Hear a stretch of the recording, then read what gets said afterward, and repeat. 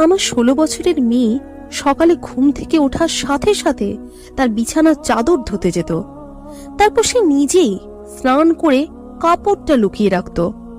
আমার মেয়ে এবং ছেলে একই ঘরে ঘুমাতো। এখন তারা প্রাপ্তবয়স্ক, কিন্তু আমি এদিকে মনোযোগ দিইনি।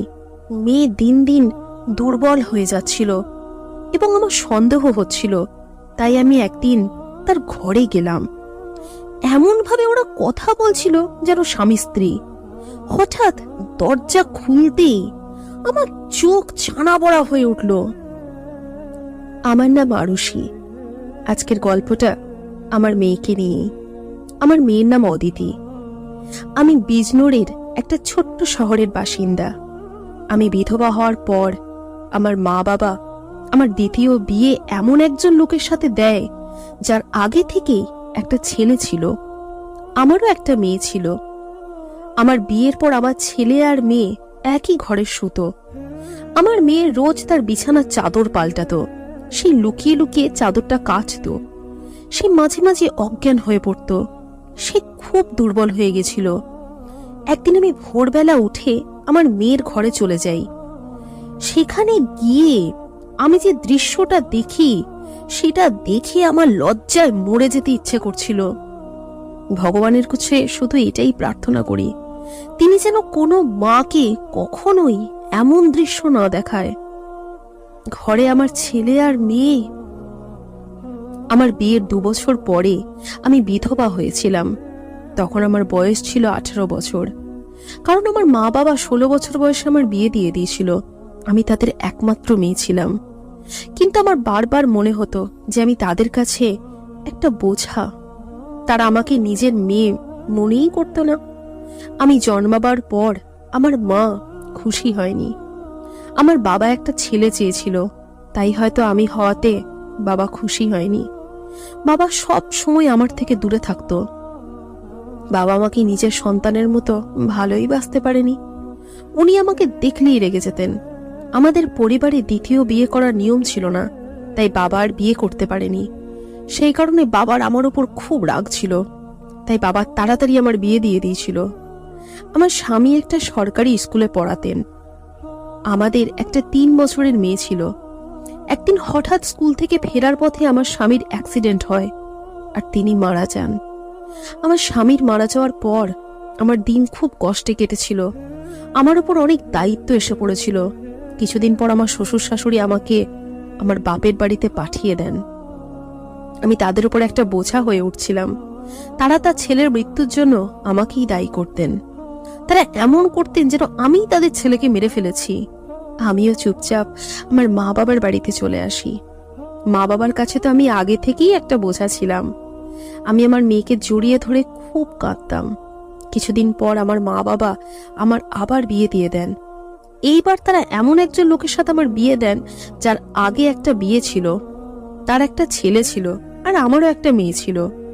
আমাদের দুজনের অবস্থা একই রকম ছিল, তাই আমাদের বিয়ে হয়ে যায়। না হলে তখন আমার জন্য কোনো ভালো সম্বন্ধ আসছিল না। তার ছেলে আমার মেয়ের থেকে 1 বছরের ছোট ছিল। তার ছেলের নাম ছিল অভিষেক আর আমার মেয়ের নাম ছিল অদিতি। আমরা 4 জনে মিলে সুখে সংসার করতে লাগি। দেখতে দেখতে অনেকগুলো বছর কেটে যায়। এখন আমার মেয়ের বয়স 16 আর অভিষেকের বয়স 15। এখন অভিষেকের বাবা পৃথিবী ছেড়ে চলে গেছে। উনি অনেকদিন ধরে রোগে ভুগছিলেন। ওনার অনেক রকমের অসুখ ছিল। উনি চলে যাবার পর বাড়িটা খুব ফাঁকা হয়ে গেছিল। আমাদের নিজের বাড়ি ছিল, তাই ভাড়া দেবার চিন্তা ছিল না। আমাদের বাড়িতে একটা ছোট্ট দোকান ছিল। একদিন আমি ঘুমোচ্ছিলাম। হঠাৎ আমি একটা আওয়াজ শুনতে পাই, যেটা শুনে আমার ঘুম ভেঙে যায়। আমি বুঝতে পারি যে আওয়াজটা অভিষেকের ঘর থেকে আসছিল। আমি দৌড়ে অভিষেকের ঘরে গিয়ে পৌঁছই। সেখানে গিয়ে দেখি অভিষেকের ঘরের ছাদটা ভেঙে গেছে।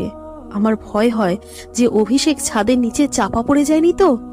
আমি একটু কাছে গিয়ে দেখলাম যে অভিষেক সেখানে নেই। ও হয়তো বাথরুমে গেছে। ও খুব জোর বেঁচে গেছে। আমি ঈশ্বরকে ধন্যবাদ জানাই যে অভিষেক নিরাপদে আছে। ওর কিছু হয়ে গেলে আমি ওর স্বর্গীয় পিতাকে কি করে মুখ দেখাতাম। কিন্তু আমাদের কাছে এখন অত টাকা নেই যে আমরা অভিষেকের ঘরটা মেরামত করতে পারবো। আমি ঘরটা যেমন আছে সেরকম ভাবেই রেখে দিলাম। আমি গিয়ে রান্নাঘরে আমার বিছানা করলাম আর আমার ছেলে মেয়েদের ঘরে শুতে বললাম, কারণ বাইরে খুব ঠান্ডা ছিল। আমার ঘরে একটাই বিছানা, সেখানে দুজন খুব কষ্টে শুতে পারত। আমার ছেলে আর মেয়ে দুজনকে এখন একই ঘরে শুতে হতো। একদিন সকালে অভিষেক তাড়াতাড়ি উঠে জল খাবার খেতে চলে আসে, কিন্তু অদিতি তখনও ঘুমোচ্ছিল। এতে আমি অবাক হই, কারণ অদিতি রোজ ঘুম থেকে তাড়াতাড়ি ওঠে। আজও এত বেলা অবধি ঘুমাচ্ছে কেন? আমি অদিতিকে ডাকি, কিন্তু তার কোনো সাড়া পাওয়া যায় না। তারপর আমি তার ঘরে গিয়ে দেখি সে অজ্ঞান হয়ে পড়ে আছে। এটা দেখে আমি খুব ঘাবড়ে যাই। আমি অভিষেককে বলি তাড়াতাড়ি একটা ডাক্তার ডেকে আনতে। ডাক্তার এসে বলে যে অদিতি খুব দুর্বল, ও শরীরে রক্ত কমে গেছে, তাকে দিয়ে কোনো ভারী কাজ করানো ঠিক হবে না, তাকে এখন আরাম করতে দেওয়া উচিত। ভালো করে খাওয়া দাওয়া করলে ও ঠিক হয়ে যাবে। অদিতির যখন জ্ঞান ফেরে তখন আমি ওকে জিজ্ঞেস করি, তোর কি হয়েছে? অদিতি বলে, জানি না কি হয়েছে, আমি বসেছিলাম, হঠাৎ আমার মাথাটা ঘুরে গেল। আমি বলি, তুই বিশ্রাম নে, আমি তোর জন্য কিছু খাবার নিয়ে আসছি। এই বলে আমি রান্নাঘরে চলে যাই। যখন আমি খাবার নিয়ে তার ঘরে আসি তখন দেখি অদিতি বিছানায় নেই, আর বিছানার চাদরটাও নেই। আমি ঘরের বাইরে গিয়ে দেখি অদিতি সেই চাদরটা কাচ্ছে। আমি ওকে বলি, তুই এখন চাদর কাচ্ছিস কেন? ডাক্তার তোকে আরাম করতে বলেছে, এক্ষুনি ওঠ ওখান থেকে আর নিজের ঘরে যা, গিয়ে কিছু খেয়ে নে। অদিতি বলে, না মা, এই চাদরটা কাচার দরকার, তুমি তো জানো আমাদের বাড়ি